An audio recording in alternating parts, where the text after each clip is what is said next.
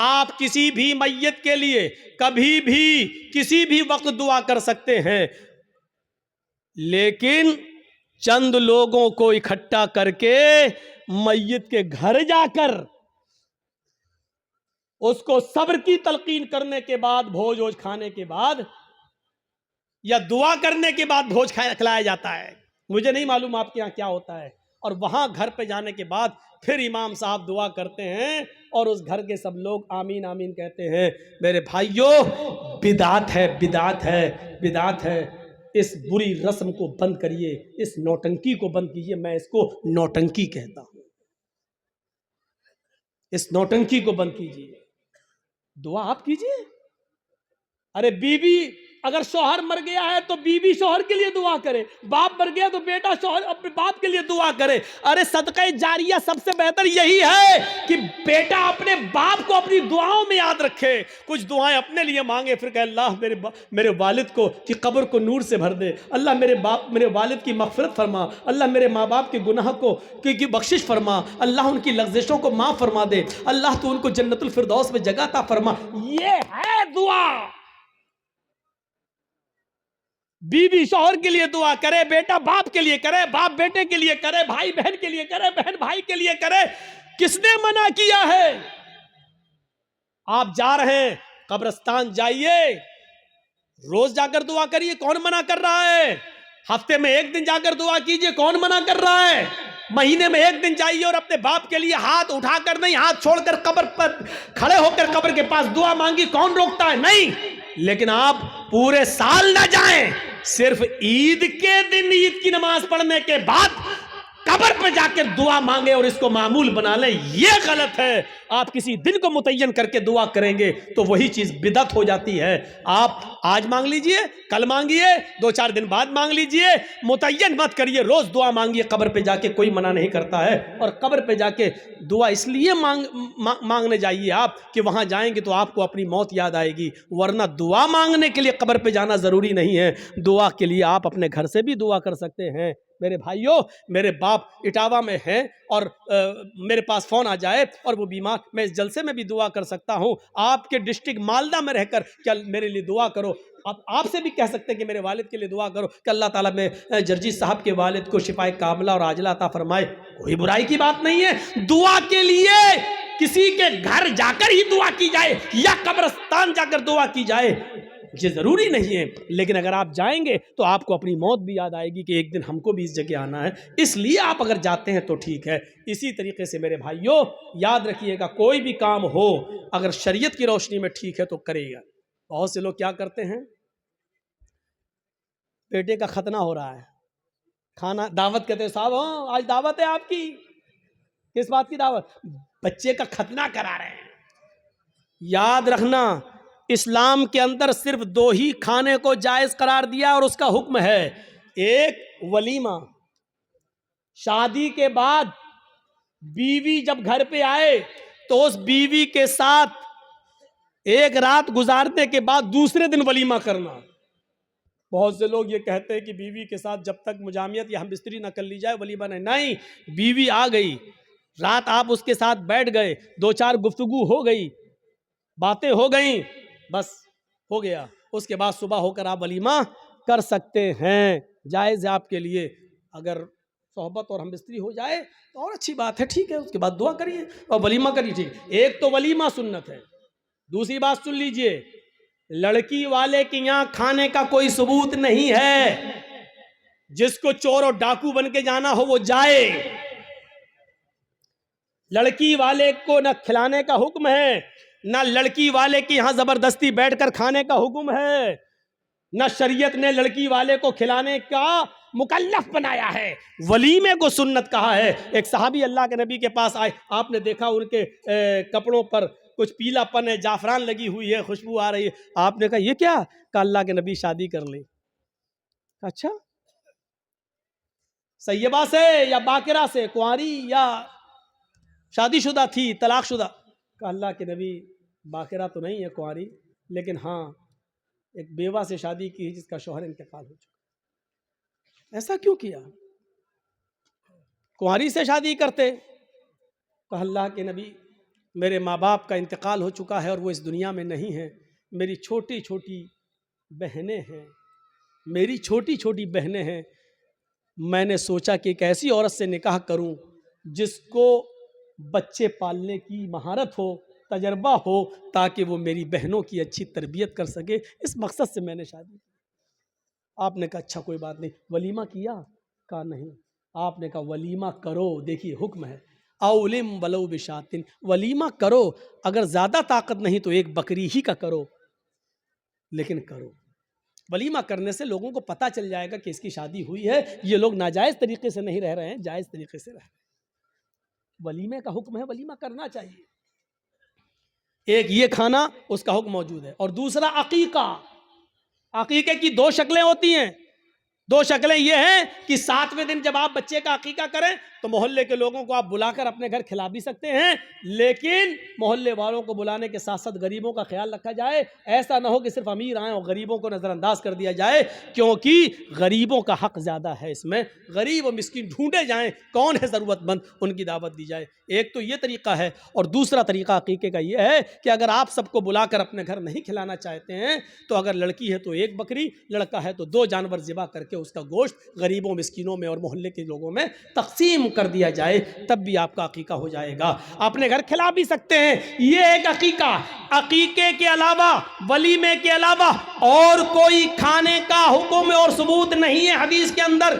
یہاں تک کہ کوئی حاجی حج کر کے آتا ہے اور وہ خوشی میں اپنے گاؤں والوں کو کھلاتا ہے، اس کا مطلب یہ ہے کہ وہ اپنے حج کی ریا اور نمود کر رہا ہے، دکھاوا کر رہا ہے، لوگوں کو یہ بتا رہا ہے کہ دیکھو میں حج کر کے آیا ہوں، اس خوشی میں لوگوں کو کھانا کھلا رہا ہوں. حاجی کو حج کا کھانا بھی نہیں کھلانا چاہیے. اگر ایسی عبادتوں پر کھانا کھلانا جائز ہوتا تو پھر نمازی کو نماز پڑھ کے آنے کے بعد بھی کھلانا جائز ہوتا. پھر عید کی نماز پڑھ کر بھی کسی کو دعوت دے تو اس کی دعوت بھی جائز ہوتی. میرے بھائیوں، کیونکہ یہ عبادت ہے اور پھر عبادت پر پھر ایک عام رسم بن جائے گی. پھر زکوٰۃ دینے والا زکوٰۃ دینے کی خوشی میں کھلائے گا، لو آج ہم نے 30 زکوٰۃ دی. پھر رمضان کا روزہ رکھنے کے بعد 30 روزے پورے ہونے کے بعد پھر لوگ کی دعوت دے، او میں نے 30 روزے رکھ لیے. لو، حج بھی ایک عبادت ہے. جب ان عبادتوں پر آپ کسی کو کھانا نہیں کھلاتے ہیں تو حج پر بھی آپ کسی کو کھانا نہیں کھلا سکتے. جب حج جیسی عبادت پر کھانا نہیں کھلا سکتے تو پھر ختنے کا کھانا کیسے جائز ہو سکتا ہے؟ میرے پیارے ساتھیوں، ختنے کا کھانا جائز نہیں ہے، نہ ختنے کی دعوت جائز ہے. ہاں، اگر عقیقے والے دن ہی آپ بچے کا ختنہ کر رہے ہیں تو لوگوں کو عقیقے کی دعوت دیجئے، ختنے کی دعوت مت دیجئے. اور یہ کہیے کہ ہمارے یہاں عقیقہ ہو رہا ہے، عقیقے کا کھانا کھائیے، اور میں ختنے کا نہیں. ختنے کی اگر کوئی دعوت دیتا ہے تو آپ اس دعوت کو ریجیکٹ کریے اور اس ختنے کی دعوت میں آپ بچ جائیے، کیونکہ ختنے کی دعوت میں شرکت کرنا جائز نہیں ہے. میرے پیارے ساتھیوں، یہ چند بنیادی مسائل تھے جو میں نے چھیڑ دیے ہیں آپ کے کہنے پر، لوگوں کے بتانے پر. مجھے امید ہے کہ اب آپ کی عقل میں اچھی طرح بیٹھ گئے ہوں گے. اب بھائی اٹھنا بیٹھنا بند کر دیجئے، جس کو جہاں جگہ ملے بیٹھ جائیے. ایمان ہماری بنیاد ہے. اور ایک بات سن لیجئے، بنیاد جتنی مضبوط ہوتی ہے عمارت اتنی ہی مضبوط ہوتی ہے. بنیاد جتنی گہری ہوتی ہے عمارت بھی اتنی مضبوط اس پر بنتی ہے. ہماری بنیاد مضبوط ہونی چاہیے. اور ہماری بنیاد کیا ہے؟ ایمان. اور اگر کوئی شخص اپنی بنیاد کو چھوڑ دے گا، بہت زبردست مثال دینے جا رہا ہوں، جو شخص اپنی بنیاد کو چھوڑ دے گا، بنیاد سے رشتہ ختم کر لے گا، وہ شخص کبھی ترقی نہیں کر سکتا ہے، کبھی بلندی پر نہیں پہنچ سکتا ہے. کبھی آپ نے آم کے پیڑ کے اندر آم کو لٹکتا ہوا دیکھا ہے؟ آپ کی بستی میں آم کے گاچھ بہت ہوں گے، آم کے پیڑ بہت ہوں گے. آپ نے دیکھا ہوگا کہ آم کے سیزن میں اس میں آم لگے ہوئے ہیں. کبھی آپ نے یہ بھی دیکھا ہوگا کہ اگر ہوا چلی اور ہوا تھوڑی سی سخت چل گئی، تیز چل گئی، آم کے گچھے آپس میں ٹکراتے ہیں، ایک آم تیز ہوا کی وجہ سے ٹوٹتا ہے اور وہ آم جب ٹوٹ کر گرتا ہے تو وہ زمین کے اوپر آ جاتا ہے. آپ نے کبھی غور کیا کہ جب آم ٹوٹتا ہے تو وہ کہاں گرتا ہے؟ اگر میں سوال کروں تو آپ اس کا جواب یہ دیں گے کہ آم جب پیڑ سے ٹوٹتا ہے تو وہ زمین کے اوپر گرتا ہے. میں آپ سے پوچھنا چاہتا ہوں آم جب ٹوٹتا ہے تو زمین کے اوپر کیوں گرتا ہے؟ وہ آسمان کی طرف کیوں نہیں جاتا ہے؟ یا آسمان اس کو اپنی اوپر کیوں نہیں کھینچتا ہے؟ ہوا اس کو لے کر بھی توڑ سکتی تھی لیکن ہوا نے اس کو زمین پر ہی کیوں پٹکا ہے؟ ہوا اس کو لے کر آسمان کی طرف کیوں نہیں گئی؟ آم کا یہ پھل ہمیں چیخ چیخ کر یہ میسج دے رہا ہے، یہ پیغام دے رہا ہے، آئے دنیا والوں، جب تک ہم اپنی بنیاد سے جڑے تھے دن پہ دن میٹھے ہو رہے تھے، دن پہ دن بڑے ہو رہے تھے، دن پہ دن ترقی کر رہے تھے، دن پہ دن ہمارے اندر اس پر مٹھاس آتی جا رہی تھی، ہم دن پر دن پروان چڑھتے جا رہے تھے.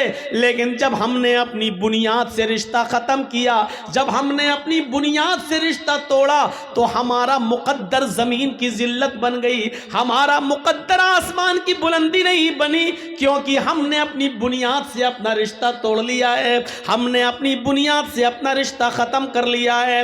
جو چیز اپنی بنیاد سے اپنا ریلیشن، اپنا کانٹیکٹ، اپنا کنیکشن، اپنا تعلق ختم کرتی ہے وہ ذلیل ہوتی ہے، بلندی پر نہیں جاتی ہے.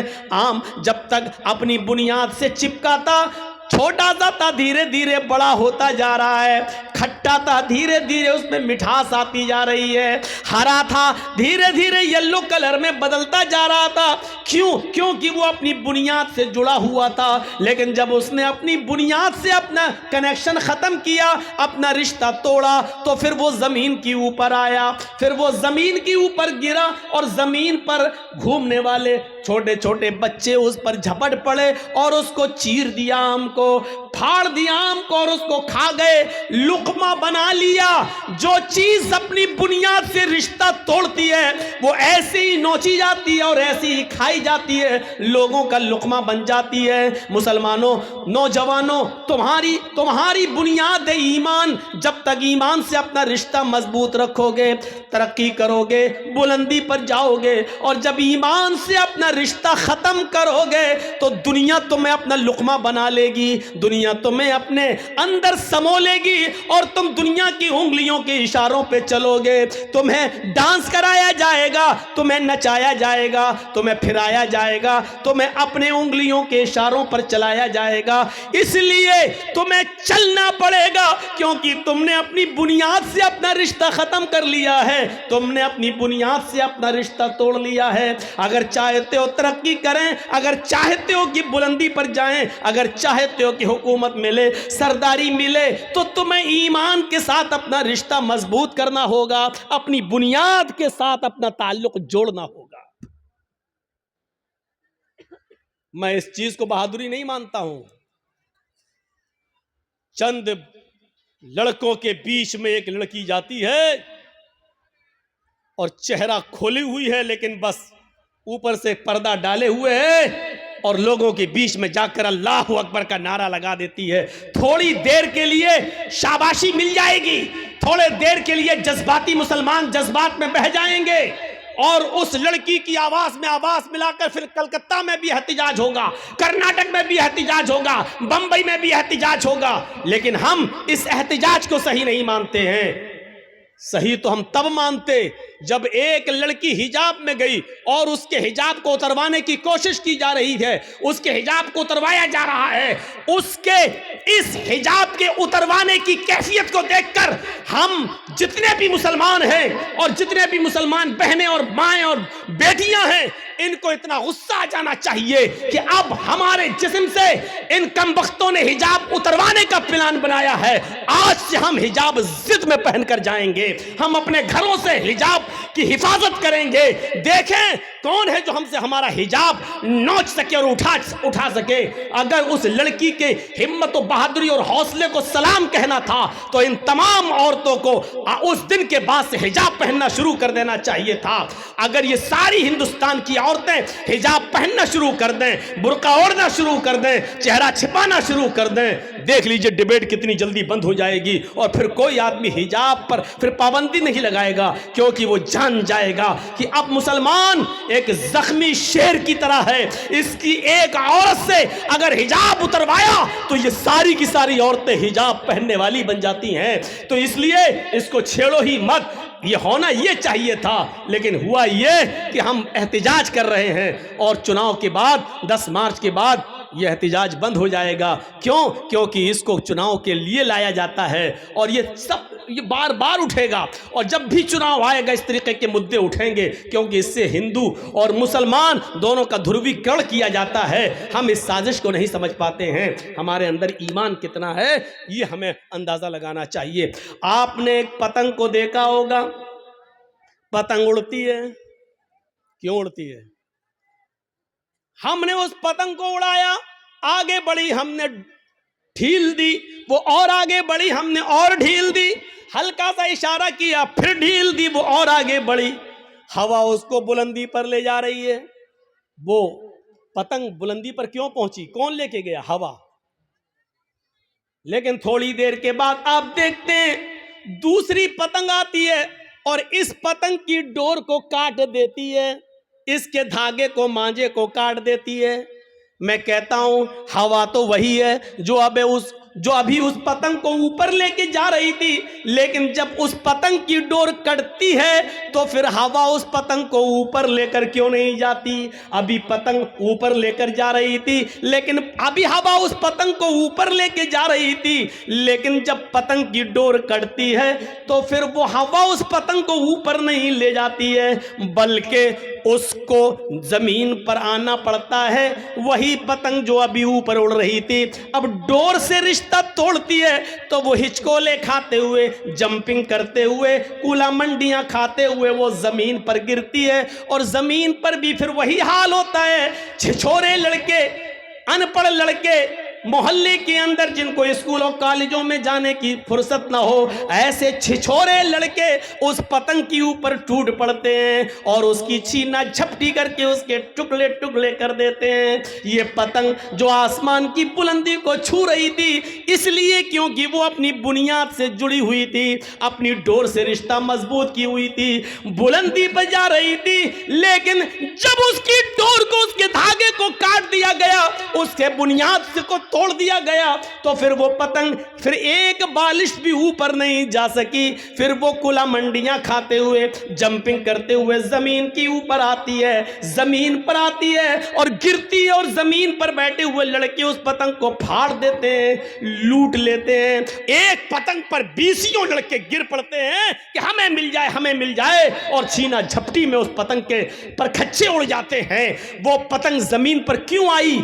پتنگ کا ڈور سے کٹ کر زمین پہ گرنا ہمیں یہ میسج دے رہا ہے کہ پتنگ نے اپنی ڈور سے اپنا رشتہ توڑ لیا ہے. جب اس نے اپنی بنیاد سے رشتہ, کنیکشن ختم کر لیا ہے تو اب بلندی نہیں ملے گی, آسمان کی اونچائی نہیں ملے گی. اب بنیاد سے رشتہ ختم کرنے کے بعد زمین پر آنا پڑے گا. ذلت اس کا مسکن بنے گی, ذلت اس کا مقدر بنے گی.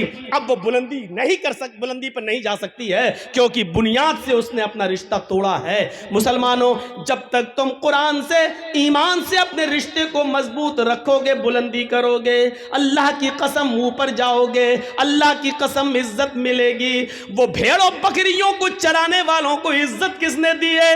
اسی قرآن نے دی ہے. وہ عمر جو کبھی کوئی غصہ برداشت نہیں کرتے تھے, وہ عمر جو جناب محمد رسول اللہ صلی اللہ علیہ وسلم کی گردن بھی اڑانے کے لیے نکلے تھے, اس عمر کو 22 لاکھ مربع میل کا حکمراں کس نے بنایا؟ उस उमर को इतनी बड़ी जमीन की मिल्कियत किसने अता फरमाई है? इतना बड़ा बादशाह, इतना बड़ा हाकिम किसने बनाया है? 22 लाख मुरब्बा मील पर हुकूमत किसने की? हजरत उमर ने। हजरत उमर फारूक को हुक्मरां बनाया तो इसी कुरान करीम की दावत ने, इसी कुरान करीम ने, इसी ईमान के रिश्ते ने। उमर की हैसियत ईमान लाने से पहले क्या थी, लेकिन जब उमर ने ईमान से अपना रिश्ता जोड़ा तो तरक्की करते गए। इतनी तरक्की की कि अल्लाह के नबी को भी कहना पड़ा, लौ कान बादी नबियुन लकाना उमर, अगर मेरे बाद कोई नबी होता तो वो हजरत उमर होते। उमर ने इतनी तरक्की की कि 22 लाख मुरब्बा मील इतनी जमीन पर उन्होंने हुकूमत करके दिखाई, और इतनी शानदार हुकूमत करके दिखाई कि महात्मा गांधी को भी ये कहना पड़ा कि उमर फारूक जैसी हुकूमत अगर आज भारत के अंदर कायम हो जाए तो देश के अंदर से खून खराबा मिट जाए, देश के अंदर से खून खराबा खत्म हो जाए, अमन और शांति पैदा हो जाए।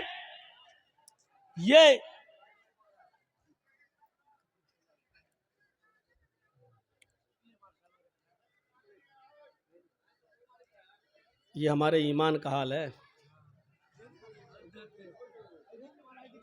छोड़ दी, कोई बात नहीं, छोड़ दी।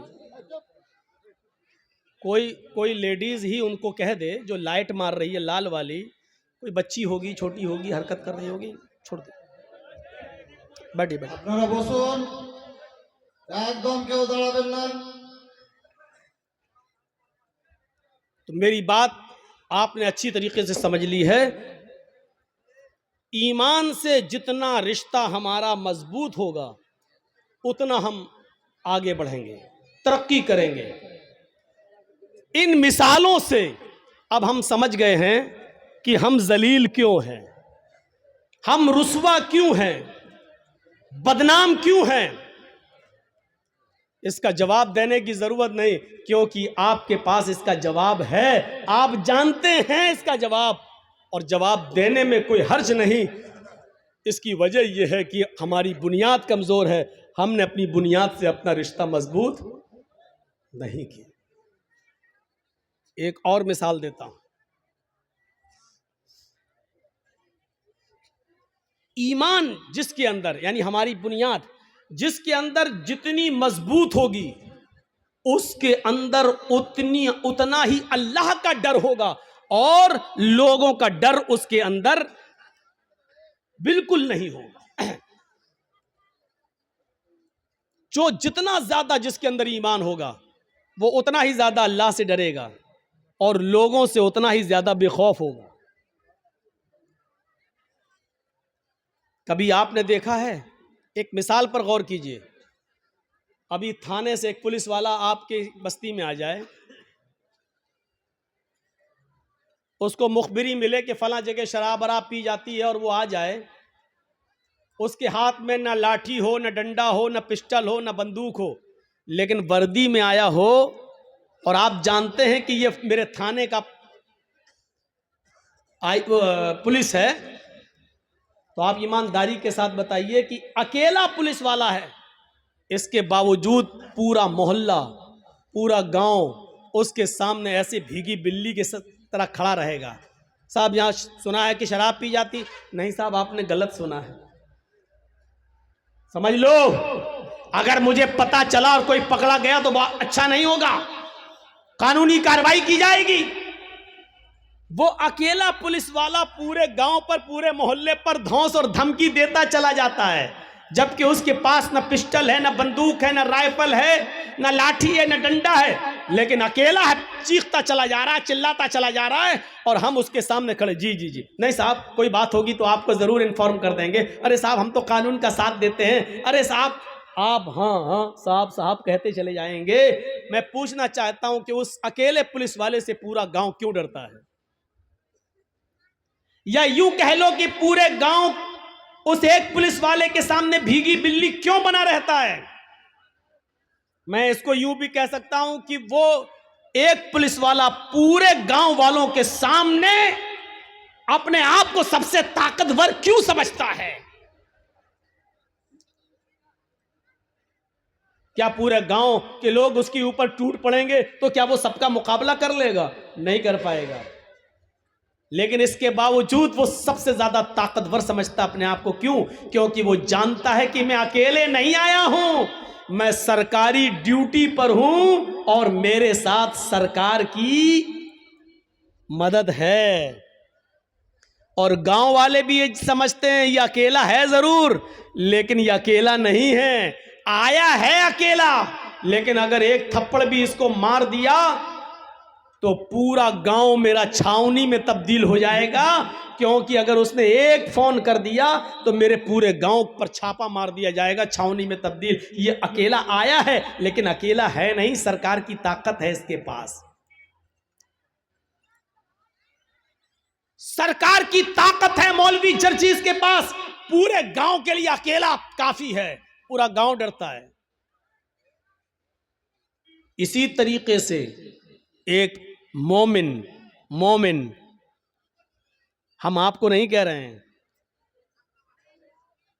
ہمیں نہیں معلوم کہ آپ میں کون مومن ہے کون نہیں ہے، ہم مومن کہہ رہے ہیں.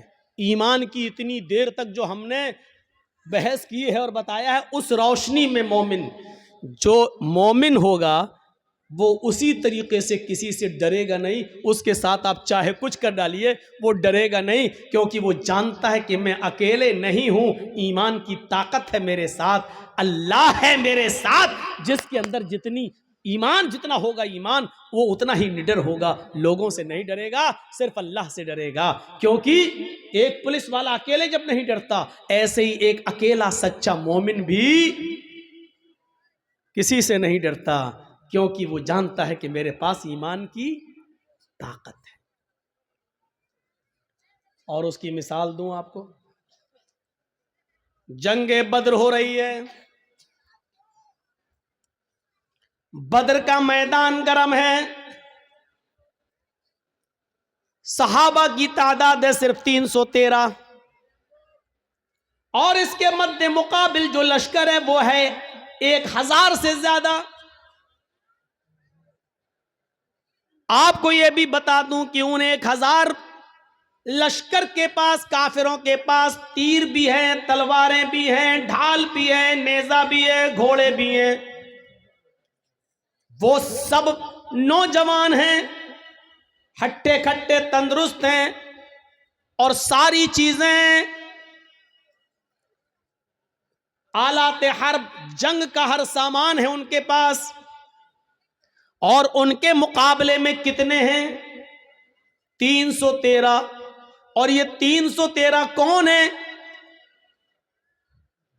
جوان، بوڑھے اور کچھ بچے جب ملائے گئے اور ان کی گنتی تب جا کر ہوتی ہے 313. اور ان 313 لوگوں کے پاس، ان 313 صحابہ کے پاس صرف 2 گھوڑے ہیں. آلات حرب کا حال یہ ہے کہ کسی کے پاس تیر ہے لیکن چھوڑنے کے لیے کمان نہیں ہے، کسی کے پاس کمان ہے لیکن چھوڑنے کے لیے تیر نہیں ہے، کسی کے پاس تلوار ہے لیکن کافروں کے حملے سے بچنے کے لیے ڈھال نہیں ہے. وہ تلوار چلائے لیکن کافر جب اس پر حملہ کرے تو اپنا بچاؤ کس سے کرے؟ اس کے پاس ڈھال نہیں ہے. اگر کسی کے پاس ڈھال ہے تو چلانے کے لیے تلوار نہیں ہے. پھر بھی جنگ ہے، لڑ رہے ہیں. ذرا آپ نے غور کیا ہے، یہ کوئی مقابلہ تھا کہ ایک طرف 1000 سے زیادہ اور ایک طرف 313. ایک صحابی کے اوپر 3 سے زیادہ لوگ، اور اس کے پاس ایک چیز ہے تو دوسری نہیں، اور ان کے پاس سب کچھ ہے. کون سی چیز ہے جو ان 313 صحابہ کو ان کے سامنے لا کر کھڑا کر رہی ہے اور ان سے لڑنے پر مجبور کر رہی ہے؟ یہ کون سی چیز ہے؟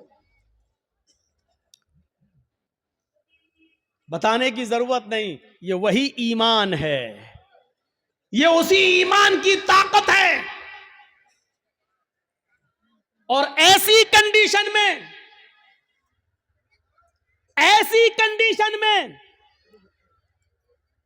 اللہ کے نبی صلی اللہ علیہ وسلم کا سر سجدے میں ہے زمین پر. بدر کے میدان میں ایک جانب آپ نے اپنی پیشانی کچی زمین پر رکھ دی ہے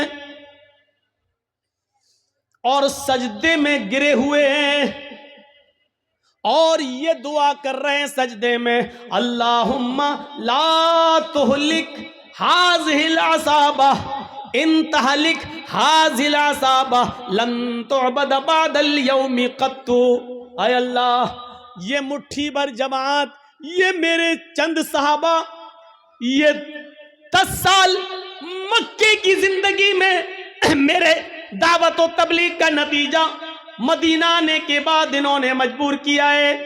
یہ میری 10 سال کی 13 سال کی یہ میری مکے کی محنت, اے میرے پروردگار, میری 13 سال مکے کی محنت کے بعد یہ 313 لوگ اسلام لائے ہیں.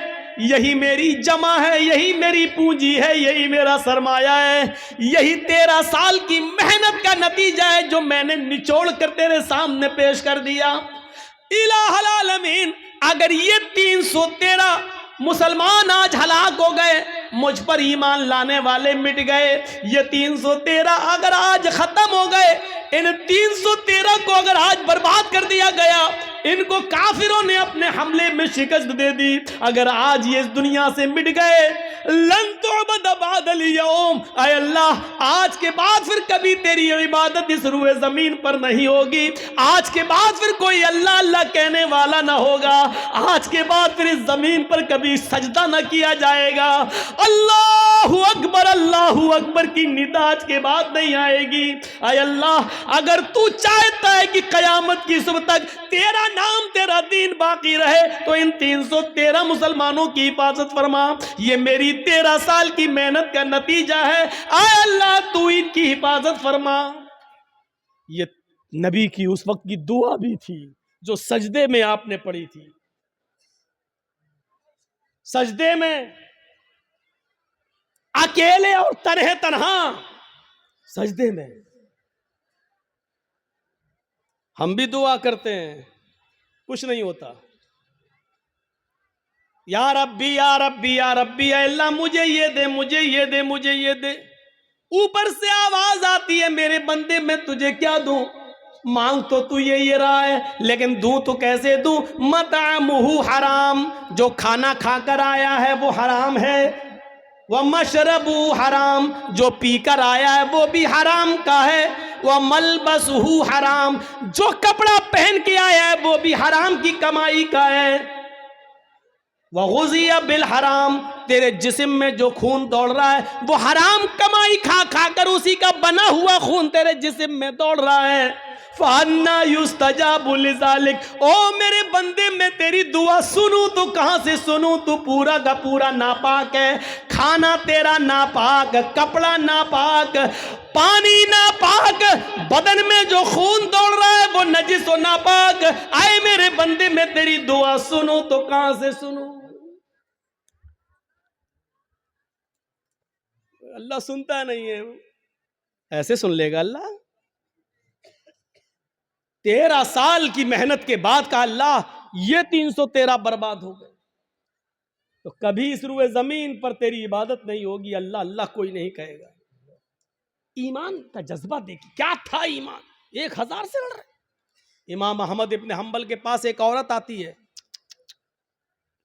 غور کر کے دیکھیے اس عورت کے سوال کے بعد ہماری حیثیت کیا رہ جاتی ہے, ذرا تصور کیجئے. ایک عورت آتی ہے, کہتی ہے کہ امام صاحب ایک مسئلہ پوچھنے آئی ہوں. کہا کیا مسئلہ پوچھتی ہوں؟ کہا میں چرخہ چلاتی ہوں. چرخہ جانتے ہیں نا, مہاتما گاندھی والا چرخہ معلوم ہے نا. ہم لوگوں کے ہاں تو آج بھی لگے ہوئے ہیں کہیں کہیں. جو لوگ ہینڈلوم ہاتھ سے کپڑا بناتے ہیں وہاں چرخے بھی ہیں, ہاتھ سے پھرتا ہے, سوت کاٹتے. تو کیا کہتی ہے امام احمد ابن حنبل سے وہ عورت کہ امام صاحب میں چرخہ چلاتی ہوں اور دوسرے لوگوں کا سوت مزدوری پر کاٹتی ہوں اور ان سے مزدوری لیتی ہوں. کبھی کبھی میں رات میں بھی چرخا چلاتی ہوں. جب میرے پاس تیل ہوتا ہے. اس عورت کے سوال کے بعد ہماری حیثیت کیا رہ جاتی ہے؟ سنیں ہماری ماں بہنیں، عورتیں ایسی بھی گزری ہیں. صرف لائٹ مارنے والی عورتیں ہر وقت نہیں ہوتی ہیں. سنیں امام صاحب، میں کبھی کبھی رات میں بھی چرخا چلاتی ہوں. جب میرے پاس چراغ جلانے کے لیے تیل ہوتا ہے تو میں چراغ جلا کر اس کی روشنی میں چرخا چلاتی ہوں، سوت کاٹتی ہوں. امام احمد ابن حنبل فرماتے ہیں اللہ تمہاری روزی میں برکت دے، رزق میں برکت دے. کہا امام صاحب کبھی کبھی چراغ میں تیل نہیں ہوتا ہمارے پاس، لیکن ہمارے پڑوس میں کھلا ہوا آنگن ہے، ہمارے پڑوسی کا کھلا ہوا آنگن ہے.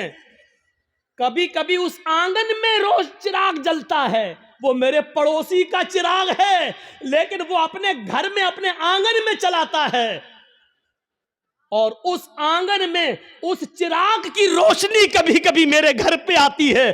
اگر میں اس روشنی میں چراغ جلا سوت پھرا لوں، اس پڑوسی کی روشنی میں اگر میں سوت پھراؤں، چرخا چلاؤں، تو اس پڑوس کی روشنی سے جو سوت میں پھراؤں اور اس کی قیمت میں اپنے مالک سے لوں تو یہ قیمت میرے لیے حلال ہوگی یا حرام ہوگی؟ کیا میں اس روشنی میں جو چرخا چلا کر جو پیسہ کماؤں وہ میرے لیے جائز ہوگا یا ناجائز ہوگا؟ تصور کرو امام احمد ابن حنبل غش کھا کے چکر کھا کے گر جاتے ہیں کہ اس دنیا میں اس دور میں ایسی عورتیں بھی موجود ہیں جو تقوی کا ایسا معیار اپنے اندر پیدا کی ہوئی ہیں، ایسا معیار اپنے اندر پیدا کی ہوئی ہیں. اس تقوی کی روشنی میں ذرا تصور کرو ہم کہاں ہیں، ہماری روزی کیا ہے، ہمارا مال کیا ہے، ہماری انکم کیا ہے، ہماری انکم آ کہاں سے رہی ہے. اس عورت کے سوال کے بعد ہم تصور کریں کہ ہم کہاں کھڑے ہیں. پھر کہتے ہیں کہ یہ ہمیں پریشان کر رہا، وہ ہمیں پریشان کر رہا، فلاں کا عذاب. کچھ نہیں، ہمارے اعمال ہمیں پریشان کر رہے ہیں، ہمارے کرتوت ہمیں پریشان کر رہے ہیں، ہماری بدعملی ہمیں پریشان کر رہی ہے. احمد ابن حنبل رحمۃ اللہ علیہ نے کوئی جواب نہیں، صرف اتنا کہا اے اللہ کی بندی، اگر تمہیں لگتا ہے تم اس سے مانگنے تو نہیں گئی ہو، تم نے چوری تو نہیں کی ہے، اگر اس کے آنگن میں روشنی جل رہی ہے اور وہ تمہارے آنگن میں آ رہی ہے تو میرے حساب سے، امام احمد ابن حنبل نے کہا، اس روشنی میں چراغ کی اس روشنی میں اگر تم سوت کاٹ لیتی ہو تو میرے حساب سے کوئی غلط تو نہیں ہے، لیکن پھر بھی اگر تم پرہیز کرو اور بچو تو یہ تمہارے لیے زیادہ بہتر ہے. یہ احمد ابن حنبل کا جواب، جبکہ چوری نہیں تھی، وہ جلا رہا ہے، دروازہ نہیں ہے، آنگن سے آنگن ملا ہوا ہے، اور اس کے آنگن سے اس چراغ کی روشنی یہاں آ رہی ہے. تو اس میں بھائی آپ کی یہ لائٹ جل رہی ہے، اب ادھر روشنی جا رہی ہے تو اس آدمی کا کیا قصور ہے؟ تم اگر چاہتے ہو کہ میری روشنی میرے گھر تک رہے تو تمہیں اپنے گھر کا انتظام کرنا ہے، لیکن اگر آپ کے گھر کی روشنی اور آپ کے بلب کی روشنی میرے گھر آ رہی ہے اور آپ یہ کہیں کہ اے اپنا میری روشنی تیرے گھر کیوں آ رہی ہے، ہٹ اپنا گھر توڑ، تو آپ غلط ہے نا. ذرا تصور کرو احمد ابن حنبل نے جب وہ عورت جانے لگی، وہ بوڑھی عورت، تو احمد ابن حنبل رحمہ اللہ نے لوگوں سے پوچھا کہ یہ جس باپ کی بیٹی ہے اس کا باپ کوئی معمولی شخص نہیں ہوگا، ضرور کسی اچھے اور نیک باپ کی تربیت ہوگی جس نے ایسی نیک بیٹی پیدا کی ہے. ذرا تصور کریے، نبی اکرم کی دعا اس لیے قبول ہوئی کیونکہ آپ سراپا رزق حلال استعمال کرتے تھے. صحابہ کی اس لیے مدد ہوئی اس جنگ بدر میں کیونکہ کسی صحابی نے مال حرام کو اپنا لقمہ نہیں بنایا. میرے بھائیوں، 1000 کا لشکر پھر مغلوب ہوتا ہے اور 313 صحابہ کو فتح ہوتی ہے. یہ 313 صحابہ جو لڑے، یہ کون سی چیز تھی؟ یہ وہی طاقت تھی، وہی اسپرٹ تھی. کون سی؟ ایمان. اگر ایمان نہ ہوتا تو لڑتے؟ کچھ نہ کچھ دیر کے لیے یہ بھی ماننا پڑے گا کہ اس لڑکی نے جو جذبات میں آ کے نعرہ لگایا تھا کرناٹک میں، اس کے اندر بھی کچھ ایمانی حرارت تھی، تبھی تو یہ اللہ اکبر کا لفظ نکلا ہے، اس کا انکار نہیں کیا جا سکتا۔ اور بعد میں پتا چلا کہ اس بچی کا باپ عالم ہے، وہ ایک مولانا کی بچی ہے، تو ظاہر بات ہے کہ تربیت تو اچھی رہی ہوگی، ورنہ آج کل سیاسی لیڈروں کی لڑکیاں کہاں نعرہ لگائیں گے اللہ اکبر؟ وہ تو وقت کے دھارے میں بہتے ہیں، وہ تو ہندو لوگوں کا ووٹ لینے کے لیے مندر میں ٹیکا بھی لگوا لیں گے، وہ تو مورتی کے سامنے بھی کھڑے ہو جائیں گے کیونکہ ہمیں ان کا ووٹ چاہیے۔ تو تربیت کا بھی فرق ہوتا ہے، ہم اپنی اولاد کو کون سی تربیت دے رہے ہیں، کیسی تربیت ہونی چاہیے، اس پر ہمیں غور کرنا چاہیے۔ جنگ خندق کے بارے میں کبھی سوچا آپ نے؟ جنگ خندق میں کتنے مسلمان تھے؟ آپ سے اگر سوال کریں تو شاید بہت کم لوگوں کو معلوم ہو، صرف 3000 صحابہ، 3000، اور ان 3000 صحابہ کا مقابلہ کتنے کافروں سے تھا، کتنے یہودیوں سے تھا؟ 10,000 کا لشکر۔ کوئی تقابل ہے؟ کوئی مقابلہ ہے؟ ایک طرف 3000، ایک طرف 10,000، وہ ہتھیاروں سے لیس، یہ بیچارے فل ہتھیار نہیں۔ ان 3000 صحابہ کو جنگ خندق پر کافروں سے لڑنے کے لیے اپنی رضامندی کا اظہار جو انہوں نے کیا، یہ 3000 صحابہ کے دل میں جو 10,000 کا خوف نہیں تھا، وہ خوف نکالنے والی طاقت کیا تھی؟ اگر آپ سے سوال کریں تو میری اتنی تقریر کے بعد جو 1 گھنٹے سے زیادہ بولتے ہوئے مجھے ہو گیا، آپ اس نتیجے پر پہنچ گئے ہوں گے کہ 3000 صحابہ جو 10,000 کے مقابلے میں کھڑے ہوئے ہیں اور لڑ رہے ہیں، یہ صرف ایمان کی طاقت تھی، وہ 10,000 سے نہیں ڈر رہے ہیں، وہ صرف ایمان کی طاقت ہے۔ ان کے دلوں میں اگر ڈر ہے تو صرف ایک اللہ کا ڈر ہے، وہ کسی کا خوف ان کے دلوں میں موجود نہیں ہے، اور جیتے،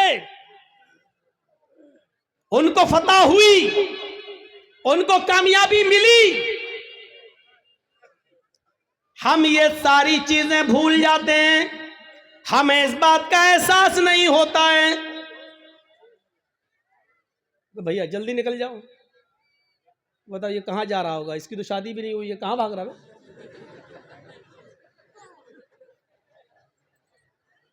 وہ دیکھو وہ چچا اٹھ کے جا رہے ہیں بیچ میں جب کوئی اٹھتا ہے تو مجھے پتہ نہیں کیوں اتنا ڈر لگتا ہے۔ ایک بار حیدرآباد میں پروگرام کر رہا تھا نا، تو بیچ میں ایک آدمی اٹھ گیا، تو مجھے پتہ نہیں، اٹھا پیشاب کرتا ہے، سیدھے آیا میرا مائک پکڑ کے، اور مائک پھینک دیا اٹھا کے، اور پھر اس کے بعد انڈے چلے، ٹماٹر چلے، جوتے چلے، چپل چلی۔ تو اس دن سے ایک دہشت تو ہوتی ہے نا، پھر بیچ میں اٹھ رہا کہ پھر کوئی کھڑا نہ ہو جائے، تو وہ اس دن سے یہ ہے بات بھائی، جس کو اٹھنا ہوا کرے وہ پیچھے بیٹھا کرے، جب چاہے تب نکل جائے۔ جو آدمی آگے بیٹھتے ہیں ان کو معلوم ہے نا ان کو کتنی بار پیشاب آتا ہے، زیادہ آتا تو پیچھے بیٹھو۔ اور میری تقریر ہو رہی ہے، پتہ نہیں پیشاب کیوں نہیں روک پاتے ہیں آپ لوگ تو دل کی دھڑکنیں روک لیتے ہیں۔ ایک بار ڈاکٹر کے پاس گیا، ڈاکٹر میرا، ہم نے کہا ڈاکٹر صاحب ذرا وہ دیکھ لیجئے میرا پلس، بولا نہیں تمہارا تو ہائی ہوگا۔ ہم نے کہا ارے دیکھ لیجئے ڈاکٹر صاحب، اس کے بعد دوا، لیکن آپ، میں مان نہیں سکتا، ہمیں وہ تھرمامیٹر لگانے کی ضرورت ہی نہیں ہے، آپ کا پلس دیکھنا ہی نہیں ہے، آپ کا وہ کیا بولتے ہیں اس کو، بی پی، وہ آپ کا ہائی ہوگا، کچھ بڑا ہی ہوگا، نیچے نہیں ہو سکتا ہے۔ میں نے کہا ڈاکٹر صاحب سن پڑ رہے ہیں، ہاتھ پیر ذرا کپ کپی سی ہو رہی ہے۔ کہتا کہ جب آپ کی تقریر سن کے ہم لوگوں کے لیول ہائی ہو جاتے ہیں، ہم لوگوں کا بی پی ہائی ہو جاتا ہے، تو آپ کا کیسے لو ہو سکتا ہے؟ اس نے چیک نہیں کیا، اللہ کی قسم چیک نہیں کیا، ایسی دوا دی، بولا آپ کا نہیں کریں گے، ہمیں قسم ہے ہم بھی نہیں کریں گے آپ کا، اور نہیں کیا۔ پتہ نہیں، وہ دیکھو بیچارے، دیکھو اب کیا کریں گے گھر جا کر۔ اچھا جتنا بولتے ہیں اتنا اور لوگ اٹھتے ہیں۔ تھوڑی دیر بیٹھ جاؤ بھائی، تھوڑی دیر بیٹھ جاؤ، اب ان کو کیا بولیں ہم۔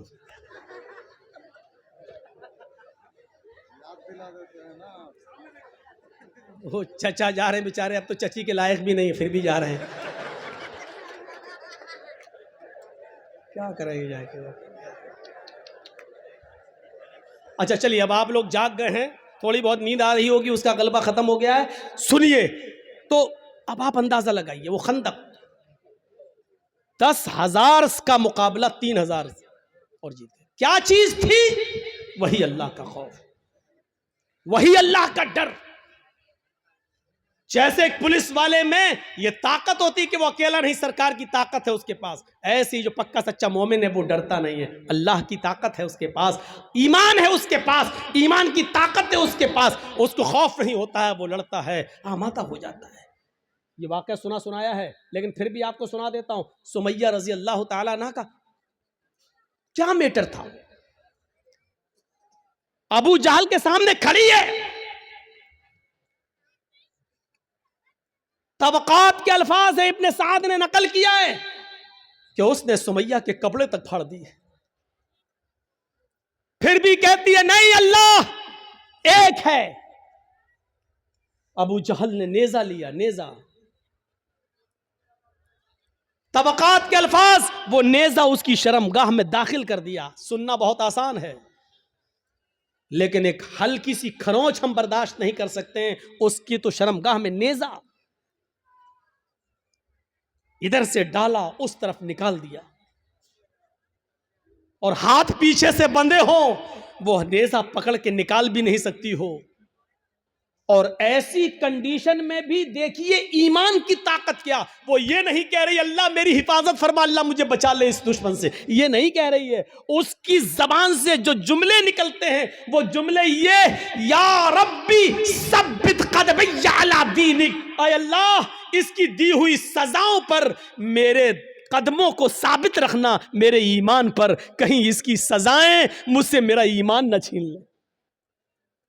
جان جا رہی جائے، روح نکلتی نکل جائے، لیکن ایمان، میری آخری حالت میں ایمان نہ نکل جائے، کہیں ایسا نہ ہو کہ اس کی دی ہوئی تکلیفیں میں جھک جاؤں اور اس کی بات مان لوں اور ایمان سے ہاتھ دھو بیٹھوں، ایسا نہ ہو کہیں۔ ثبت قدمی علی دینک، اے اللہ اپنے دین پر، اپنے اس ایمان پر میرے دل کو ثابت قدم رکھنا، میرے قدم کو ثابت رکھنا، میں بہکنے نہ پاؤں، ایمان مجھ سے نہ چھین لیا جائے۔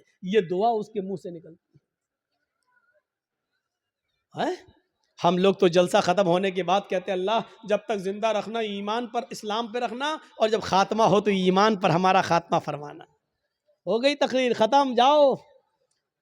اب 1 سال کے بعد جب جرجیت صاحب آئیں گے تب تک آپ اسلام پہ عمل کریں گے، کوئی مر گیا تو وہ ایمان پر اس کا خاتمہ ہوا ہے۔ ہم نے سب کچھ دعاؤں کو ہی سمجھ لیا ہے۔ صحابہ کرام سب کچھ کرنے کے بعد دعا کرتے تھے۔ اللہ کے رسول پہلے اللہ پر بھروسہ کیے، 313 لوگوں کو نکال کے لائے، 313 صحابہ نے اپنی زندگی اپنی ہتھیلی پر رکھ لی، سر پہ کفن باندھ لیا کہ اب گھر لوٹ کے نہیں جانا ہے۔ 1000 کا لشکر سامنے، اب اللہ کے نبی دعا کر رہے ہیں کہ اللہ اگر یہ 313 مٹ گئے تو کبھی زندگی میں تیرا نام لینے والا کوئی نہیں ہوگا۔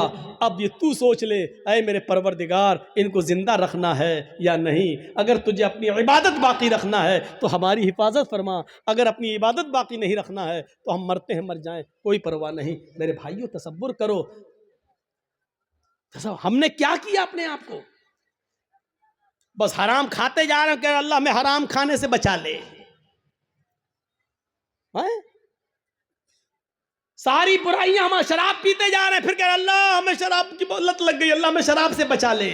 اللہ کے بندے پہلے سب کچھ چھوڑ پھر دعا کر، اللہ کے بندے پہلے حرام چھوڑ اور حلال کھا اور اس کے بعد دعا کر کہ اللہ مجھے اب جو حلال کھایا ہے اسی پر قائم رکھنا، اے اللہ حرام کا لقمہ میرے حلق کے نیچے نہ اترنے پائے۔ اب دعا کرو، حرام کھاتے جاؤ اور دعا کرو اللہ حرام سے بچا لے، شراب پیتے رہو اور دعا کرو اللہ شراب سے بچا لے، بے پردگی کے ساتھ ہماری ماں بہن بیٹیاں نکلتی رہو اور دعا کرے اللہ ہمیں پردہ کرنے کی توفیق عطا فرما۔ زندگی میں نہیں ملے گی ایسی توفیق۔ ان اللہ لا یغیر ما بقوم حتی یغیروا ما بانفسہم، اللہ کسی قوم کی حالت اس وقت تک نہیں بدلتا جب تک کہ کوئی قوم اپنی حالت کو خود بدلنے کی فکر نہیں کرتی ہے. پہلے ہمیں چینج ہونا پڑے گا، پہلے ہمیں بدلنا پڑے گا. پہلے زمانے کی عورتیں اگر اپنے بچوں کو بد دعا بھی دیتی تھی تو اس میں بھی دعا نکلتی تھی. بچہ شرارت کر رہا ہے، کبھی یہ کبھی وہ اٹھایا پھینک دیا، کبھی ماں پریشان، ہائے ہائے ہائے ماں پریشان، اور ماں نے غصے میں اپنے انداز میں بد دعا دی. لیکن آپ اس کو بد دعا نہیں کہہ سکتے ہو. جب دیکھا کہ بچہ بہت شرارت کر رہا ہے تو بد دعا دیتے ہوئے کہا اللہ تجھے کعبے کا امام بنا دے. غصے میں بد دعا بھی دی تو اس میں بھی دعا چھلک رہی تھی. یعنی اس زمانے کی عورتوں کو غصے میں بھی ایسی بد دعائیں نہیں معلوم تھی کہ جو بچوں کی زندگی تباہ کر دے. ہماری ماؤں کی زبان سے کیا نکلتا؟ کتے مر جاؤ. پریشان کر کے رکھ دیا. اب کتا کہتی جا رہی ہے، اب یہ نہیں سوچ رہی کہ کتے کی اماں کون ہوئی، لیکن کہہ رہی کتے مر جاؤ. اور پتہ نہیں کیا کیا وہ کہہ دیتی ہے. ایک بچہ شرارت کر رہا ہے اور جب تنگ آ گئی ماں تو غصے میں روتے ہوئے کہتی چل اللہ کرے تجھے کعبے کا امام بنا دے. اور پتہ نہیں کون سی گھڑی میں یہ دعا نکلی اور عرش والے نے اس کو قبول فرمائی، اور وہ بچہ پھر کعبے کا امام بن کر نکلا. اور ایسا امام بنا کہ جس کو آج سدیس کے نام سے یاد کیا جاتا ہے، قاری سدیس، یہ کعبے کے جو امام آج بھی موجود ہیں یہ اسی ماں کی دعا کا نتیجہ ہے جو اس نے غصے میں دی تھی، اور اللہ نے اس بچے کو کعبے کا امام بنایا جو آج بھی کعبے کا امام ہے. ضرور اس ماں نے اپنی حلق کے نیچے کبھی حرام لقمہ نہیں اتارا ہوگا. اگر حرام لقمہ کھایا ہوتا تو یہ دعا قبول نہ ہوتی. ضرور اس ماں کی رگوں میں حلال خون دوڑ رہا تھا، اور حلال خون دوڑنے کی دعا کا نتیجہ تھا کہ وہ بچہ کعبے کا امام بنا. اگر آپ چاہتی ہو کہ ہمارے بچے ابن تیمیہ بنے، ہمارے بچے ثناء اللہ مرسلی بنے، ہمارے بچے ابن قیم بنے، ابن الجوزی بنے، ہمارے بچے احمد ابن حنبل بنے، ہمارے بچے امام مالک کی طرح بنے، تو آئے میری ماں بہنوں، تمہیں اپنی رگوں میں حلال خون دوڑانا پڑے گا، حلال روزی کھانا پڑے گی، رزق حلال کا اہتمام کرنا ہوگا. آدھی روٹی صحیح لیکن حلال. بھوکا سو جانا گوارا ہے لیکن حرام لقمہ کھانا گوارا نہ ہو. تب تمہارے کوکھ سے پیدا ہونے والے بچے ابن تیمیہ بنیں گے، ابن قیم بنیں گے، ثناء اللہ بنیں گے، امام مالک بنیں گے، احمد ابن حنبل بنیں گے. تب بنیں گے. سب کچھ کھاتی رہو اور کہو کہ اللہ ہمارے بچے کو کعبے کا امام بنا دے. نہیں ہو سکتا ہے. یہ تلخ جملے تمہیں سننا پڑیں گے.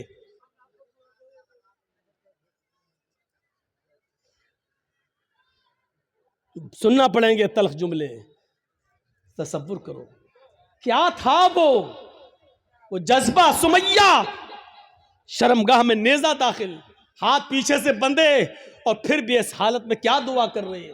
آپ یہ نہیں کہو گے آپ کا بیٹا ہاسپٹل میں بھرتی ہے، وینٹیلیٹر پر رکھا ہوا ہے، یا کوئی باپ وینٹیلیٹر پر رکھا ہے، آپ ہمارے پاس آئیں گے جرجیت صاحب محلدار پاڑا میں آئیں، جمعے کا خطبہ دینا ہے، آپ پرچی لے کے آئیں گے مولانا صاحب جمعے کے خطبے میں کے بعد ہمارے ابو کے لیے دعا کر دیجئے اللہ ان کو شفائے کاملہ عطا فرمائے. ایسے موقع پر بھی آپ کو اس دعا کی فکر ہوگی کہ ہمارے ابو کے لیے دعا کر دو کہ اللہ ان کو شفا دے. لیکن اس موقع پر دعا یہ نہیں ہوگی کہ اللہ رب العالمین سے یہ دعا کیجئے کہ میرے باپ کا خاتمہ ایمان پر ہو، وہ اس دنیا سے جائے تو گناہوں سے پاک و صاف جائے، اللہ میرے باپ کو گناہوں سے توبہ کرنے کی توفیق عطا فرما. یہ دعا آپ نہیں کروائیں گے مسجد کے امام سے اور جرجیت صاحب سے. آپ دعا یہ کروائیں گے کہ کہو اللہ تعالیٰ ان کو شفائے کاملہ اور عاجلہ عطا فرمائے. میں یہ نہیں کہہ رہا ہوں کہ یہ دعا کرنا غلط ہے، جائز ہے، لیکن سنو حضرت سمیہ نے اس موقع پر یہ نہیں کہا اللہ میری حفاظت فرما، اللہ اس نے نیزہ مارا ہے تو مجھے شفا دے، اللہ میری شرمگاہ میں جو زخم ہو گیا ہے اس کو ٹھیک کر دے. اس نے یہ دعا نہیں کی. اس نے دعا یہ کی یا ربی ثبت قدمی علی دینک، اے اللہ اپنے دین پر، اللہ ایمان پر میرے قدم کو ثابت رکھ دے. اے اللہ ایسا نہ ہو کہ اس کی تکلیفیں مجھ سے میرا ایمان چھین لیں. یہ کیا چیز تھی؟ یہ ایمان تھا. یہ ایمان تھا. یہ کون سا جذبہ تھا؟ آئیے ذرا مجھے اس جذبے کی طرف لے کر چلیے اور بتائیے یہ کون سا جذبہ تھا کہ حضرت ابراہیم علیہ السلام کو حکم ہوتا ہے کہ اپنی بیوی हाजरा को और छोटे बच्चे इस्माइल को बियाबान जंगल में छोड़कर चले आओ। इब्राहिम अलैहिस्सलाम अपनी बीवी हाजरा को और उस बच्चे को लेकर जा रहे हैं। उस वक्त तक बीवी को पता नहीं कि ये मुझे लेके कहां जा रहे हैं। मेरा शौहर है, जहां जा रहा है मैं भी जाऊंगी। मेरा शौहर है, मुझे उनके साथ चलना है। मेरे पति है, मुझे उनके साथ जाना है। चंद दिनों के सफर के बाद एक बियाबान जंगल आ जाता है। उस बियाबान जंगल के अंदर अपनी बीवी को छोड़ देते हैं, अपने बच्चे को छोड़ देते हैं। हाजरा को उसी जंगल में छोड़ दिया। इस्माइल जो अभी अपनी माँ का दूध पीते हैं उसी जंगल के अंदर छोड़ दिया। थोड़ी देर बैठते हैं, सस्ताते हैं और फिर वहां से जाने लगते हैं।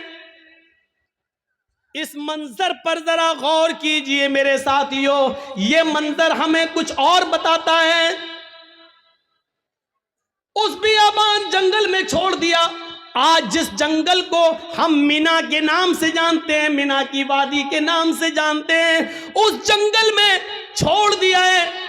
आपको पहले उसकी एक कंडीशन बता दें, आप यहां से कलिया चक तक जाएंगे, जगह जगह पर आपको बिजली के पोल मिलेंगे, जगह जगह पर आपको बिजली के खंबे मिलेंगे, आप रोशनी पाएंगे और सीधे कलिया चक पहुंच जाएंगे। लेकिन उस जमाने में बिजली के खंबे नहीं लगे हैं, दिन में भी साएं साएं बीत रही है।